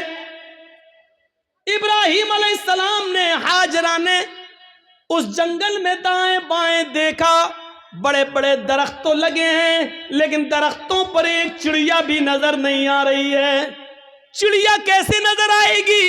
क्योंकि दूर दूर तक पानी का पता नहीं है, पानी का नामो निशान नहीं है। चिड़िया भी ऐसे दरख्तों पर अपने नेस्ट, अपने घोंसले बनाती हैं जहां आसपास पानी हो, वो पानी पी सके और अपने बच्चों के लिए अपनी चोंच में पानी खींच कर लाकर अपने बच्चों को पिला सके। जब जंगल में दूर दूर तक पानी नहीं तो जंगल में एक भी चिड़िया, एक भी परिंदा भी नहीं दिखाई दे रहा है। सोचो, ऐसे बियाबान जंगल में हुक्म होता है कि यहीं अपनी बीवी को छोड़ दो। हजरत इब्राहिम थोड़ी देर बैठते हैं, फिर वहां से चलने लगते हैं। हाजरा ने देखा कि इब्राहिम जा रहे हैं, यहां तो कोई दुकान भी नहीं कि कोई सौदा लेने जा रहे हो, यहां तो दूर तक कोई सब्जी फरोश भी नहीं दिख रहा है कि जिससे सब्जी खरीदने जा रहे हो। जब उनको जाते हुए देखती हैं, अपने बच्चे को जमीन पर लिटाती है, जमीन पर, और पीछे पीछे चल के कहती हैं, कहां जा रहे हो? इब्राहिम अलैहिस्सलाम ने इस जुमले का जवाब नहीं दिया। कहां जा रहे हो कुछ नहीं बोला, सीधे और आगे बढ़ते हैं। बीवी ने कहा, रे मैं पूछ रही हूं कहां जा रहे हो? इब्राहिम अलैहिस्सलाम ने अभी भी जवाब नहीं दिया। इब्राहिम अलैहिस्सलाम सीधे चले चले जा रहे हैं, पीछे मुड़कर देखने का नाम नहीं लेते। न बीवी को देख रहे हैं, न बच्चे को देख रहे हैं, चले चले जा रहे हैं। हाजरा ने अब पीछे से उनका दामन थामा, पीछे से उनका कुर्ता पकड़ा, पीछे से उनका दामन पकड़कर खींचा और खींच कर कहा, मैं कुछ पूछ रही हूं कि कहां जा रहे हो? हजरत इब्राहिम अलैहिस्सलाम ने ऐसे अपनी बीवी का हाथ पकड़ा और उसको यूं पकड़ के झटक दिया और आगे बढ़ने लगे। तब बीवी चीख कर कहती है, आए इब्राहिम, कुछ तो बोलो, क्या मैंने आपकी बीवी होकर आपकी कोई नाफरमानी की है? हक के रिफाकत को अदा करने में मुझसे कोई गुस्ताखी हुई है? मियां बीवी के जो हुकूक होते हैं उसमें कोई हमसे कमी हुई है? खिदमत में कोई कमी हुई है? आपकी सेवा में कुछ कमी हुई है? मुझसे कोई लग़्ज़िश हुई है जो इस बियाबान जंगल में मुझे और इस बच्चे को अकेले छोड़ के जा रहे हो? इब्राहिम अलैहिस्सलाम की आंखों में आंसू आ गए, लेकिन आंसुओं को जमीन पर नहीं गिरने दिया। آنکھیں چڑھا لی، نظریں آسمان پہ ڈالی اور آنکھوں سے گرنے والے آنسوؤں کو آنکھوں ہی میں پی گئے، اس کا ایک قطرہ بھی زمین پر نہیں گرنے دیا۔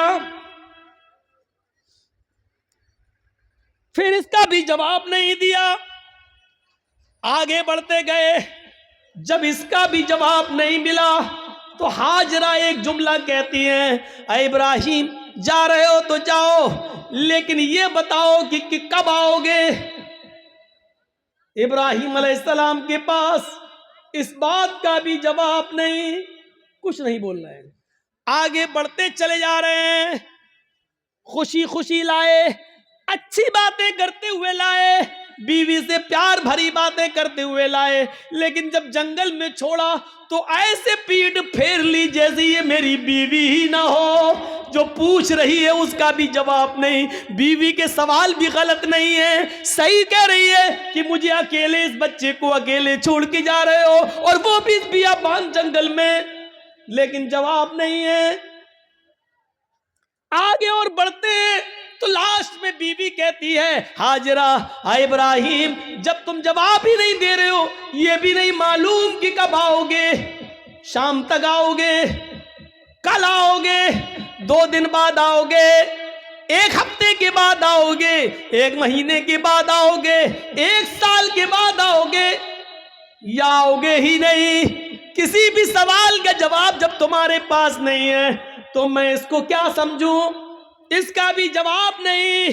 کہتی ہیں، اے ابراہیم میں آپ کی بیوی ہوں، میں آپ کی امانت ہوں، پتہ نہیں آپ کب آئیں، اپنی اس امانت کو کس کے حوالے کر کے جا رہے ہیں؟ یہ تو بتا دو، آپ 10 سال کے بعد آئے، 20 سال کے بعد آئے، 1 سال کے بعد آئے، 2 سال کے بعد آئے، اور اگر میں زندہ رہوں اور میری عزت و آبرو نہ بچ سکے، جیسے ایک بادشاہ نے میری عزت و آبرو سے کھلواڑ کرنا چاہا لیکن اللہ کی مدد کی وجہ سے وہ نہیں کر سکا، وہ اگرچہ سارا تھی، دوسری بیوی تھی، اور اس کے بدلے میں پھر اس نے ہمیں بھی دے دیا ایک لونڈی کی شکل میں جس کو آپ نے اپنی بیوی بنا لیا۔ اے ابراہیم مجھے یہ بتاؤ کہ اپنی اس امانت کو کس کے سپرد کر کے جا رہے ہو؟ اگر میری عزت و آبرو محفوظ نہ رہی، مجھے کس کے سپرد کر کے جا رہے ہو؟ بیوی جواب کہتی ہے، ایلا من تترکنا، اے ابراہیم آپ نے مجھے کس کے حوالے کیا ہے؟ ہمیں کس کے ذمہ سونپ کے جا رہے ہو؟ اس امانت کا ذمہ دار کون ہے؟ جب ہاجرہ نے یہ کہا، قرآن کے الفاظ، ایلا من تترکنا، آپ نے مجھے کس کے سپرد کیا ہے، آپ نے مجھے کس کے حوالے کیا ہے؟ تب ابراہیم علیہ السلام اب اس کا جواب دیتے ہیں، لیکن ہاجرہ کی طرف دیکھ کر نہیں، بچے کی طرف دیکھ کر نہیں۔ اگر پیچھے گھوموں گا بیوی کی شکل دکھے گی، معصوم بچے کو دیکھ لوں گا تو کہیں بیوی کی اور بچے کی محبت میرے دل میں نہ آ جائے، اور پھر میں جس کام کے لیے اللہ کے حکم سے جا رہا ہوں اس کام سے کہیں میں رک نہ جاؤں۔ ایمانی طاقت دیکھیے، ایمانی اس طاقت کی وجہ سے وہ بیوی کو نہیں دیکھ رہے ہیں، بچے کو نہیں دیکھ رہے ہیں۔ بیوی کی محبت ہے، بچے کی محبت ہے، لیکن ایمان کی طاقت دیکھیے کیا کہتے ہیں، نہ بیوی کو دیکھنا گوارا، نہ بچے کو دیکھنا گوارا، اور بیوی کہہ رہی ہے کہ مجھے کس کے سپرد کر کے جا رہے ہو؟ اس جنگل میں تو چڑیاں بھی نہیں ہیں، ہمیں اس جنگل میں رات ہوگی، خطرناک جانور بھی تو آ سکتے ہیں، میرا کیا ہوگا؟ مجھے بتاؤ مجھے کس کے سپرد کر کے جا رہے ہو؟ ابراہیم علیہ السلام نے قدم آگے بڑھاتے بڑھاتے چلتے چلتے جواب دیا، اللہ، آئے میری بیوی، میں نے تجھے اور تیرے اس بچے کو، میں نے تجھے اور اپنے اس بچے کو اللہ کے سپرد کر دیا، اللہ کے حوالے کر دیا ہے، یعنی اللہ نے مجھے چھوڑنے کا حکم دیا، میں نے اللہ کے حکم سے تجھے چھوڑا، اس بچے کو چھوڑا، میں کہاں جا رہا ہوں مجھے پتا نہیں، اللہ جہاں لے جائے گا میں جاؤں گا، جو حکم دے گا میں کروں گا، کب آؤں گا اس کا بھی کوئی پتا نہیں، جب تک اس کی اجازت حکم نہ ہوگا میں نہیں آؤں گا۔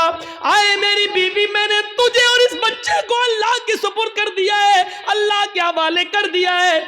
اب ابراہیم علیہ السلام کی بیوی کا بھی جواب سنو، جب دیکھ لیا کہ میرے شوہر نے مجھے اللہ کے سپرد کر دیا تو اس کے ایمان کی کیفیت دیکھو۔ اب ہاجرہ کے اندر بھی اللہ کا نام سن کر جو ایمان پیدا ہوا، جو ایمانی طاقت آئی، اب اس جنگل کے خطروں سے نہیں ڈر رہی ہے، اس بیابان جنگل سے نہیں ڈر رہی ہے، اس جنگل کے اندر رات میں کتنے خطرناک جانور آئیں گے ان سے نہیں ڈر رہی ہے۔ ابراہیم سے کہتی ہے جب آپ نے مجھے اللہ کے سپرد کر دیا، اللہ کے حوالے کر دیا، جائیے، اب آپ کو رکنے کی ضرورت نہیں ہے۔ اِذَن لَا يُضِيعُ اللَّهُ أَبَدًا، اے ابراہیم میری طرف سے اور بچے کی طرف سے بے فکر ہو جائیے، چنتا مت کریے، گھبرائیے نہیں، اللہ ہم کو ضائع نہیں کرے گا، اللہ ہم کو برباد نہیں کرے گا، اللہ ہمارا نقصان نہیں کرے گا، کیونکہ آپ نے مجھے اللہ کے حوالے کر دیا ہے، اللہ کے سپرد کر دیا ہے۔ یہ ہوتی ہے ایمان کی طاقت جو آج ہمارے اندر نہیں ہے۔ یہ ایمان جب ہمارے اندر نہیں ہے تو ذلت تو آئے گی، رسوائی تو آئے گی۔ اللہ نے اسی ایمان کے بارے میں کہا تھا وَلَا تَهْنُوا وَلَا تَحْزَنُوا وَأَنْتُمُ الْأَعْلَوْنَ إِن كُنتُم مُؤْمِنِينَ۔ ہم عزت دیں گے، بلندی دیں گے، لیکن ایمان پہلے پیدا کرو اپنے اندر، مومن بن کر دکھاؤ۔ ہاجرہ نے مومنہ بن کر دکھایا، ابراہیم نے مومن بن کر دکھایا، تو اللہ کی مدد بھی آئی اور بلندی بھی ملی۔ اب دیکھو اللہ کی مدد کیسے آتی ہے، جب ایمان ان کے اندر پیدا ہو گیا، ابراہیم نے اپنے ایمان کا حق ادا کیا، ہاجرہ نے بھی ایمان کا حق ادا کیا۔ ابھی تک پیچھے پیچھے دوڑ رہی تھی کہ بتاؤ میرا کیا ہوگا، لاسٹ میں کہتی ہے کہ مجھے کس کس سپرد کر کے جا رہے ہو، جواب ملا اللہ کے، پھر ہٹ جاتی ہے اور کہتی اب جاؤ ہمارے اور بچے کی طرف سے بے فکر ہو جانا، اللہ نے جو حکم دیا اس کو کریے، اللہ ہمیں ضائع نہیں کرے گا، اللہ ہمیں برباد نہیں کرے گا۔ وہ اس بیابان جنگل میں رک جاتی ہے، اسی جنگل میں رہنے لگتی ہے۔ غور کرو کہ اس جنگل میں 2 یا 3 دن کے لیے ہی پانی تھا، 2 یا 3 دن کے لیے ستو تھا، اس کے علاوہ ہاجرہ کے پاس کچھ نہیں تھا۔ ستو ختم ہو جاتے ہیں، پانی ختم ہو جاتا ہے، کوئی قافلہ بھی وہاں سے گزرتا نہیں ہے۔ کیوں کوئی قافلہ گزرے گا، کوئی بستی بھی آباد نہیں ہے، دور دور تک پانی کا پتہ نہیں ہے۔ میں ماں ہوں، 2-4 دن بھوکی پیاسی رہ سکتی ہوں، لیکن یہ معصوم بچہ ہے جو میرا دودھ پیتا ہے، جب مجھے کچھ ملے گا نہیں تو دودھ بنے گا کیسے؟ میں کھاؤں گی تو دودھ بنے گا، جب دودھ بنے گا تو بچہ پیے گا۔ میں پیاسی ہوں، 2-4 دن رہ سکتی ہوں، لیکن بچے کو پیاسا کیسے رکھا جا سکے؟ غور کرو، تمام شک و شبہات اس عورت کے دل میں ہے، لیکن اللہ پر بھروسہ ہے، ایمان ہے اللہ کی ذات پر۔ اپنے بچے کو لٹاتی ہے، کہتی ہے چلو کوشش کر کے دیکھتی ہوں پانی مل جائے۔ دائیں دیکھا، بائیں دیکھا، اس کو کچھ نظر نہیں آ رہا تھا۔ سامنے ایک پہاڑی نظر آئی، اس پہاڑی کے اوپر چڑھ جاتی ہے، اپنے بچے کو زمین پر چھوڑتی ہے، اس پہاڑی کے قریب جاتی ہے۔ اس پہاڑی کا نام ہے صفا۔ اس پہاڑی پہ چڑھ کر، اونچائی پہ چڑھ کر نیچے کی طرف دیکھتی ہے۔ ہم تو مسجد کی چھتوں پہ چڑھ کے چاند کو اوپر کی طرف دیکھتے ہیں، عید کا بقرعید کا چاند۔ وہ اونچائی پہ چڑھ کر نیچے کی طرف دیکھتی ہے، شاید اس پہاڑی کے نیچے کوئی بستی رہتی ہو، کوئی گاؤں ہو، کوئی اللہ کے بندے رہتے ہو، اور میں ان سے تھوڑا سا پانی مانگ لوں بچے کو پلانے کے لیے۔ وہ جس امید کے ساتھ گئی، اس کی امید پوری نہیں ہوئی۔ پہاڑی پہ چڑھ کے نیچے دیکھتی ہے، لیکن وہاں کوئی بستی نہیں ہے، کوئی آبادی نہیں ہے، کوئی گاؤں نہیں ہے۔ اس نے اس بستی، اس پہاڑی پہ چڑھ کے پھر گھوم کر دوسری طرف دیکھتی ہے کہ ادھر بھی ایک پہاڑی نظر آ رہی ہے، چلیں اس پہاڑی کے اوپر چڑھ کے دیکھیں، شاید ادھر پانی ملتا ہو۔ یا اس بستی کے اس پہاڑی کے نیچے کوئی بستی آباد ہو، وہ وہاں سے چلتی ہے، کچھ دیر رک کے چلتی ہے، سلو چلتی ہے، اور بچے کی پیاس جب اس کے دماغ میں آتی ہے تو تھوڑا سا تیز دوڑتی ہے، تیز دوڑتی ہے، پھر تھوڑا سا سلو ہوتی ہے، وہ 2-3 بار تیز دوڑتی ہے، 2-3 بار سلو دوڑتی ہے، صفا سے مروہ جاتی ہے، لیکن مروہ جانے کے بعد بھی اس کو کوئی بستی نظر نہیں آتی۔ اب اس کو معلوم ہے نہ صفا کے نیچے کوئی بستی ہے، نہ مروہ پہاڑی کے نیچے کوئی بستی ہے، لیکن بچے کی پیاس جب دیکھتی ہے تو بار بار جاتی ہے، شاید کوئی آنے والا آدمی مل جائے، کوئی قافلہ مل جائے، میں کسی سے پانی کی چند گھونٹ مانگ کر بچے کو پلا دوں۔ بچہ انگوٹھا اپنے منہ میں رکھ کے چوس رہا ہے۔ حدیث کی کتابیں کہتی ہیں صفا اور مروہ کے دوڑ دوڑ کر ہاجرہ نے 7 چکر لگا لیے، صفا سے مروہ 1، مروہ سے صفا 2، صفا سے مروہ 3، مروہ سے صفا 4، صفا سے مروہ 5، مروہ سے صفا 6، اور پھر صفا سے مروہ 7۔ پھر مروہ سے صفا پر نہیں آئی، 7 چکر لگا کر نا امید ہو گئی کہ اب پانی نہیں ملے گا، تو اپنے بچے کے پاس آ کر بیٹھ گئی، نظریں آسمان پہ ڈالی، الہ العالمین تجھے معلوم ہے، تو سب کچھ جانتا ہے، تیری ذات سے کوئی چیز چھپی ہوئی نہیں ہے۔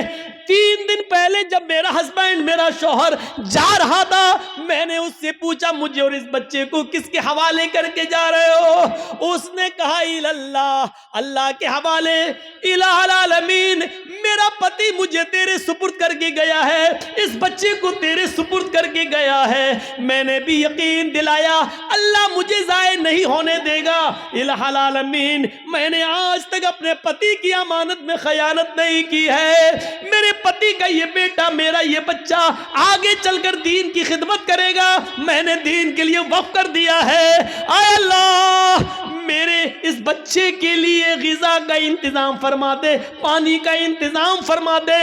دل سے جو آہ نکلتی ہے وہ اثر رکھتی ہے، پر نہیں طاقت پرواز مگر رکھتی ہے۔ اوپر سے اللہ رب العالمین نے جبریل کو حکم دیا، آئے جبریل کیا دیکھ رہے ہو؟ میری بندی مجھے پکار رہی ہے، اور میرا بندہ ابراہیم ان دونوں کو، اسماعیل اور ہاجرہ کو میرے سپرد کر کے گیا ہے، اگر میرے سپرد کرنے کے بعد بھی یہ دونوں بھوکے اور پیاسے مر گئے تو پھر دنیا سے وشواس اٹھ جائے گا، پھر ایمان کس کے اندر پیدا ہوگا؟ آئے جبریل جاؤ، جس جگہ اسماعیل ایڑیاں رگڑ رہے ہیں اسی جگہ پر تم اپنا پر مارو، اور پھر میری قدرت کا کرشمہ دیکھو۔ جبرائیل آئے اور اسی جگہ پر مارا اور پانی کا چشمہ اسی جگہ پھوٹ گیا۔ ابراہیم ہاجرہ نے دیکھا کہ پانی کا چشمہ نکل گیا تو وہ روکنے لگیں، پانی ہے وہ بہہ رہا ہے، وہ روک رہی ہیں ادھر نہ چلا جائے ادھر نہ چلا جائے، وہ سمجھ رہی تھی شاید ابھی یہ تھوڑی دیر کے لیے بند ہو جائے گا، تو سمیٹ رہی ہیں اور جذبات میں کہہ رہی پانی تو بہتا جا رہا ہے، وہ ایسے لیتی چلو ایسے روک رہی ہیں اور کہتی زم زم، عبرانی زبان کا لفظ زم زم، ارے کہاں جا رہا، رک رک رک، زم زم، زم زم کا مطلب رک رک، ٹھہر جا،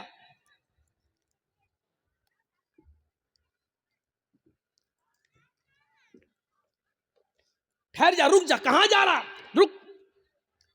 یہ زمزم کا لفظ بھی اللہ کے رسول کو اتنا پسند آیا کہ آپ نے زمزم کے لفظ کو زمزم ہی رہنے دیا، اس کے لیے کوئی عربی کا لفظ استعمال نہیں کیا۔ رک رک، پانی نہیں رکتا تو انہوں نے مڈیر باندھ دی، وہی مٹی سے اکٹھا کر کے ایسے بناتی چلی گئی، مڈیر باندھ دی۔ اللہ کے نبی نے ایک بار خطبہ دیا تھا اور کہا تھا اللہ حاجرہ پر رحم فرمائے، اگر حاجرہ نے مڈیر نہ باندھی ہوتی تو اللہ اس پانی کو پوری دنیا میں پھیلا دیتا، اور جو چیز پوری عام ہو جائے تو اس کی قدر کم ہو جاتی ہے۔ آج دیکھ رہے ہو نا، ہمارے ملک میں بھی بہت سے لوگ ایک پانی کی پوجا کرتے ہیں، گنگا جل، لیکن چونکہ وہ اتنی زیادہ تعداد میں ہے کہ اب اس کی کوئی قدر نہیں رہ گئی ہے. باقاعدہ گورنمنٹ کو گنگا کی صفائی کے لیے پیسہ دینا پڑتا ہے، اور گنگا کی صفائی کی وجہ سے سرکاریں بدل بھی جاتی ہیں. اس نے گنگا کا خیال نہیں رکھا ہے، اور کبھی کبھی گنگا کا نام لے کر لوگ ووٹ بھی مانگتے ہیں. نہ مجھے آپ نے بلایا ہے، نہ میں آیا ہوں، مجھے ماں گنگا نے بلایا ہے. اس طریقے سے لوگوں کو بھاوک کر کے ماں گنگا کو ماں کہہ کر اس طریقے سے لوگ اس کو نیلام بھی کرتے ہیں. ایک طریقے سے دیکھا جائے تو اس طریقے سے آج اس پانی کی کیا قدر ہے. لوگ اس میں پیشاب بھی کر رہے ہیں، پائخانہ بھی کر رہے ہیں، لیٹرین بھی کر رہے ہیں، سب کچھ ہو رہا ہے اس کے اندر. اسی لیے اس کی صفائی کے لیے پیسہ مانگا جا رہا ہے، یہ کیا جا رہا ہے، وہ کیا جا رہا ہے. لیکن زمزم کو دیکھ لو، آج کتنی قدر کی نظروں سے دیکھا جاتا ہے. آج بھی سعودیہ میں ہونے کے باوجود بھی آپ دیکھ لیجئے اس پانی کی کیسی قدر ہے، اس پانی کی عزت کیسی ہے.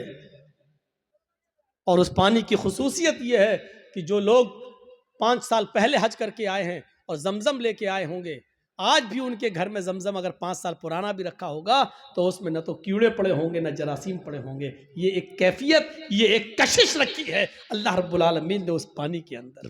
یہ جیتا جاگتا معجزہ. چشمہ جاری ہو گیا. ایمان تھا تو اللہ نے عزت بھی دی، ایمان تھا تو اللہ نے بلندی بھی دی. ایمان کی طاقت ہونی چاہیے.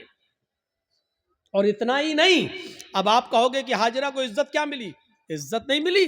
وہ ہاجرہ جو ایمان کی طاقت کی وجہ سے ابراہیم کو چھوڑ دیتی ہے اور اپنے بچے کے لیے پانی کی تلاش میں صفا سے مروہ کے چکر لگاتی ہے. 7 چکر لگائے. میں نے کہا تھا شروع میں، کبھی سلو دوڑتی ہے، کبھی تیز دوڑتی ہے. اللہ کے رسول صلی اللہ علیہ وسلم نے حج کا رکن بنا دیا ہے، صفا اور مروہ کے چکر لگاؤ. جب تک تم صفا اور مروہ کے چکر نہیں لگاؤ گے، نہ تمہارا حج مانا جائے گا، نہ تمہارا عمرہ مانا جائے گا. اور عورتوں کے لیے تو خاص کر دیا کہ تم تو سینہ تان کر اکڑ کر تیز نہ دوڑو کیونکہ تمہاری بے پردگی ہوگی. لیکن ہاجرہ جہاں جہاں تیز دوڑی تھی اور تھوڑا سا اکڑ کے ایسے دوڑی تھی، اللہ کے نبی صلی اللہ علیہ وسلم نے مردوں کو حکم دے دیا کہ جب بھی وہ صفا سے مروہ اور مروہ سے صفا کے چکر لگائیں تو جہاں ہاجرہ تیز دوڑی تھی وہاں ان کو بھی تیز دوڑنا ہے، جہاں ہاجرہ سلو ہوئی تھی وہاں تمہیں بھی سلو ہونا ہے. اور ہاجرہ نے جہاں سینہ نکال کر دوڑ لگائی وہاں تمہیں بھی تھوڑا سا سینہ نکالا. اب اتنا بھی نہیں کہ گاما پہلوان لگو، جہاں تھوڑا سا ہلکا تھا سینہ نکال کے چلی تھی تمہیں بھی اتنا نکال کے چلنا ہے. یہ عزت دی اللہ تعالیٰ نے، یہ ایمان کی طاقت ہے. ایمان ہوگا، مومن ہوگے تو ہم تمہیں بلندی دیں گے. اس سے بڑی ایک عورت کی عزت کیا ہوگی؟ کسی بھی مذہب کے اندر عورت کو یہ عزت نہیں ملی. ہاجرہ نے جہاں اپنا قدم رکھا، ہر حاجی وہاں اپنا قدم رکھتا ہے. جہاں ہاجرہ دوڑی تھی ہر حاجی کو وہاں دوڑنا پڑتا ہے. ہاجرہ نے جتنے چکر لگائے ہر حاجی کو اتنے چکر لگانا پڑتے ہیں. اور ہاجرہ کے نقش قدم کو اللہ نے اپنی عبادت کا ایک حصہ بنا لیا. ایک عورت کے پیروں کے نشان، ایک عورت کے پیروں کی ٹاپیں، ایک عورت کی پیروں کی دھڑکنیں، پیروں کی کھٹکھٹاہٹ کو اپنی عبادت کا حصہ جوڑ دیا ہے کہ جب تک تم ہاجرہ کی اس ادا کو زندہ نہیں کرو گے ہماری عبادت کا حق ادا نہیں ہوگا، تم ہماری عبادت نہیں کر سکتے ہو. ہاجرہ کے نقش قدم کو اپنی عبادت سے جوڑ دیا ہو، اس سے بڑا مقام کیا ہوگا، اس سے بڑا درجہ کیا ہوگا، ذرا اندازہ لگاؤ.